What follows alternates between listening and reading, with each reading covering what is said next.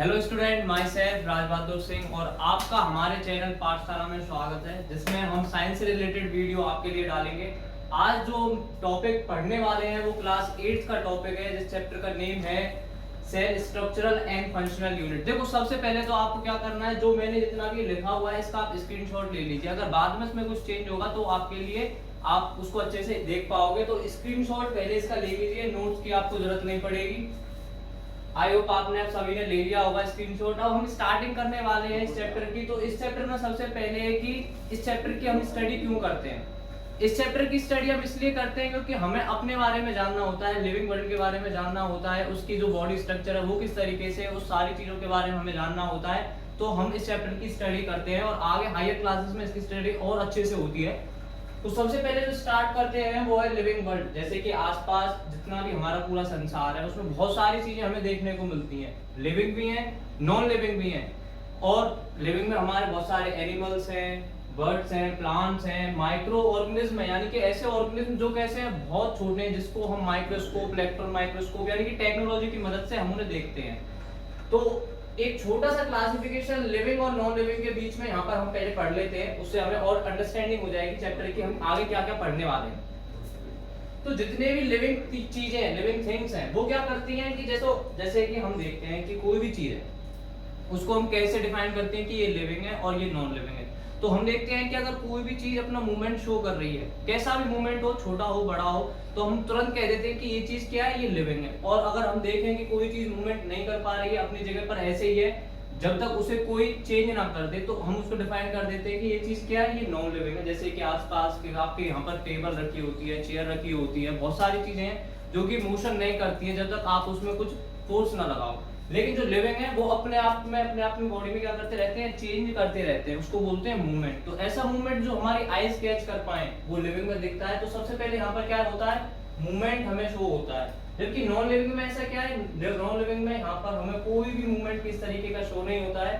तो एक छोटा सा क्राइटेरिया मूवमेंट के बेसिस पे था, एक मोशन के बेसिस पे था कि कौन सी चीज लिविंग है और कौन सी चीज नॉन लिविंग है। उसके अलावा अगर हम आगे देखें तो नॉन लिविंग चीजों को अपनी लाइफ, उनकी कोई लाइफ स्पान नहीं होता है, वो तो डिग्रेडेड देखते हैं कि वो कब चीज बिल्कुल समाप्त हो जाए। लेकिन लिविंग में ऐसा नहीं है। लिविंग में क्या है कि उनका एक लाइफ स्पान है, एक पूरी एज है जिसमें वो उसको पूरे को देखते हैं। तो सबसे पहले वो क्या करते हैं, सबसे पहले वो न्यूट्रिशन लेते हैं, क्योंकि न्यूट्रिशन के लिए क्या करते हैं, उससे एनर्जी बनाना जरूरी है, क्योंकि एनर्जी फिर ग्रोथ में हेल्प करेगी। तो सबसे पहले क्या होता है, इनटेक ऑफ न्यूट्रिशन, फूड को हम लेते हैं। फूड में बहुत सारे न्यूट्रिएंट्स होते हैं जो कि हमारी बॉडी की ग्रोथ को क्या करते हैं, अच्छे बनाए रखते हैं, उसके मेंटेनेंस को ठीक बनाकर रखते हैं। जैसे ही हम न्यूट्रिशन ले लेंगे उसके बाद उससे क्या होता है, एनर्जी का प्रोडक्शन होता है। एनर्जी यानी कि हम कोई भी जो काम कर सकते हैं। ये चीज क्या है, ये नॉन लिविंग में ऐसा हमें कोई ये चीज हमें नॉन लिविंग में देखने को नहीं मिलती है। जैसे कि यहाँ पर नो न्यूट्रिशन है, तो न्यूट्रिशन की कोई जरूरत नहीं है। जब न्यूट्रिशन ही नहीं लिया तो उसके बाद नो एनर्जी, एनर्जी का भी कोई प्रोडक्शन नहीं होगा, यानी कि वो काम भी नहीं करेंगे। और लिविंग में एक चीज, एक फीचर्स और है कि वो रिप्रोडक्शन भी करते हैं, यानी कि जो आने वाली उनकी जनरेशन है उसका जो प्रोडक्शन है उसको कैसे पता पड़ता है, वो रिप्रोडक्शन की फीचर्स की मदद से पता पड़ता है। तो लिविंग की आपकी तुम्हारी 3-4 क्वालिटी हो गई है, मूवमेंट हो गया, न्यूट्रिशन हो गया, एनर्जी का प्रोडक्शन हो गया और लास्ट में रिप्रोडक्शन। जबकि नॉन लिविंग में देखें तो नो मूवमेंट, नो न्यूट्रिशन और नो एनर्जी। तो ये एक छोटा सा क्लासिफिकेशन था किसके बीच में, लिविंग और नॉन लिविंग के बीच में। अब यहाँ तक तो हमने एक छोटा सा क्लासिफिकेशन इसको रीड कर लिया। अब आगे देखते हैं कि लिविंग में और नॉन लिविंग के बॉडी स्ट्रक्चर में क्या डिफरेंस है। देखो, हमें यहाँ पर लिविंग के बारे में पढ़ना है, नॉन लिविंग के बारे में तो हमें यहाँ पर पढ़ना ही नहीं है। तो लिविंग में सबसे जो छोटी सी छोटी चीज है वो किससे बनी होती है, सेल से बनी होती है। ये इसको हम चैप्टर का नेम भी इसी बेसिस पर है कि structural and functional unit. Unit का मतलब है कि इससे कम पे बॉडी की बननी शुरुआत नहीं होगी, एटलीस्ट हमें एक सेल तो चाहिए बॉडी बनाने के लिए। तो इसकी जो शुरुआत हुई थी वो सेल डिस्कवरी, यानी कि जो सेल की खोज की थी वो किस तरीके से हुई थी। तो इसको देखते हैं कि सबसे पहले एक साइंटिस्ट थे रॉबर्ट हुक, इन्होंने 1665 के करीब में क्या किए थे, अपनी ऑब्जर्वेशंस को किया था सेल्स के ऊपर, मतलब एनिमल टिश्यूज की उन्होंने स्टडी की और उन्होंने पाया कि उन्हें क्या देखा कि उन्होंने सबसे पहले स्लाइस ऑफ कॉर्न, जिसको बार्क ऑफ ट्री यानी कि पेड़ की जो छाल होती है उसकी उन्होंने स्टडी की स्टडी करने के बाद उन्होंने क्या पाया, उन्हें मिला कि यहाँ पर एक कंपार्टमेंट लाइक के स्ट्रक्चर है, यानी कि छोटे छोटे कंपार्टमेंट लाइक स्ट्रक्चर है, और कैसे है, हॉलो है, बिल्कुल अंदर से खाली है, केवल बाहर से उनकी बाउंड्री हो रखी है। जैसे इस बार स्ट्रक्चर को हम देखें तो ये हनीकॉम्ब का जो स्ट्रक्चर है कैसा है, अंदर से हॉलो है लेकिन बाहर से कैसी एक शेप निकल के आ रही है इसमें हेक्सागोनल। सेम ऐसी ऑब्जर्वेशन उन्होंने अपनी की और अपनी बुक में भी उसको दिखाया। ये जो सेल्स थी ये डेड सेल थी, यानी कि ये जो सेल थी कैसी थी, इनके अंदर कोई मटेरियल था ही नहीं, ये डेड सेल थी। लेकिन ऐसा नहीं कि डेड सेल का फंक्शन नहीं है, डेड सेल का फंक्शन होता है, वो उसको प्रोटेक्शन में हेल्प कराती हैं। तो इन्होंने इस चीज की खोज की, 1665 की बात हो रही है और आज 2020 चल रहा है, 2020। तो अब उसके बाद एक साइंटिस्ट आए, एंटोन वॉन ल्यूएनहुक। ये साइंटिस्ट थे, इन्होंने क्या किया, इन्होंने भी अपना काम एक जो स्टार्ट किया था वो प्राइमेटिव माइक्रोस्कोप की मदद से किया, यानी कि मैग्नीफाइंग मशीन बनाई जिससे इन्होंने इस चीज को देखा। सेम काम इन्होंने किया, अपना एक माइक्रोस्कोप बनाया प्राइमेटिव और उसको यूज करने लगे। और 1674 के करीब की बात है, इन्होंने क्या किया कि पॉन्ड वाटर, यानी कि इनके आसपास कोई तालाब रहा होगा, उसमें इन पानी को निकाला।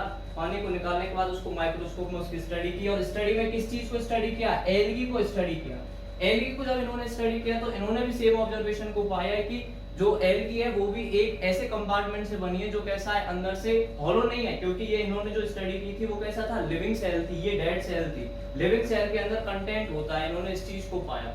तो यहाँ पर लिविंग और नॉन लिविंग सेल्स डिस्कवर हो चुकी थी 1665 में और 1674 के करीब। अब टाइम बीतता गया, टेक्नोलॉजी उतनी अच्छी थी नहीं, तो लेकिन कुछ टाइम बाद कुछ साइंटिस्ट और आए और 800 सेंचुरी के करीब में क्या किया, 18 सेंचुरी के करीब में दो साइंटिस्ट आए, स्लेडेन एंड स्वान।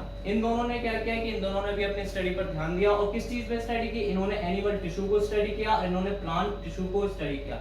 इन दोनों ने स्टडी करने के बाद एक थ्योरी को निकाला। एक थ्योरी क्या थी कि मतलब सेल किस तरीके से काम करती है, वो किस तरीके से रहती है, एक थ्योरी इन्होंने प्रोड्यूस की, और उस थ्योरी को हम बोलते हैं स्लेडेन एंड स्वान थ्योरी या फिर सेल थ्योरी के नाम से भी जानते हैं, जैसे कि यहाँ पर देखते हैं। इस थ्योरी के दो मेन पॉइंट थे। दो मेन पॉइंट क्या थे कि जितने भी लिविंग ऑर्गेनिज्म हैं, यानी कि जितने भी हैं, छोटे से छोटे बड़े से बड़े तक, वो सब किस चीज से बने हैं, वो सभी जो बने हैं वो सेल से बने हैं। किस चीज से बने हैं, सेल से बने हैं। इसलिए सेल को यहाँ पर स्ट्रक्चरल यूनिट बोला जाता है, यानी कि इससे नीचे अगर कोई भी ऑर्गेनिज्म प्रोड्यूस ही नहीं होगा तो सेल की यहाँ पर रिक्वायरमेंट पूरी होती थी। इन्होंने इस फर्स्ट पॉइंट में इस चीज को शो कर दिया। दूसरी चीज, ये सेल बनी कैसे, ये सेल बनी थी अपनी प्री एग्जिस्टिंग सेल से, यानी कि जो पहले सेल थी उन्हीं से नई सेल बनती थी। इन्होंने इस पॉइंट को अपने सेकंड पॉइंट में डाला इस चीज को, all the cells are made up of pre existing cells. जैसे कैसे, जैसे ये एक सेल है, ये क्या होगी, इसके जो न्यूक्लियस है, इसका जो साइटोप्लाज्म है, इसमें पूरे में चेंज आ जाएगा, ये दो पार्ट्स में डिवाइड हो जाएगी और एक सेल से आपकी दो सेल्स बन के तैयार हो जाएंगे। इस पॉइंट को इन्होंने बताया। तो ये सेल थ्योरी थी, ये इंपॉर्टेंट चीज है जो स्लेडेन और स्वान ने दी थी एनिमल और प्लांट टिश्यू की स्टडी करते हुए। एक पॉइंट और है कि जब इन्होंने स्टडी की एनिमल और प्लांट टिश्यू, ये दोनों चीजें अलग अलग, क्योंकि एनिमल अलग है प्लांट अलग है, तो इन्होंने एक डिफरेंस भी पाया। एक डिफरेंस क्या था कि जो तुम्हारी सेल वॉल है, यानी कि एक मोटी सी बाउंड्री है जो केवल किसमें है, प्लांट सेल्स में पाई जाती है, एनिमल सेल्स में नहीं है। तो ये एक इंपॉर्टेंट चीज है कि cell wall is present only in plant cell, केवल प्लांट सेल में आपकी सेल वॉल मिलती है।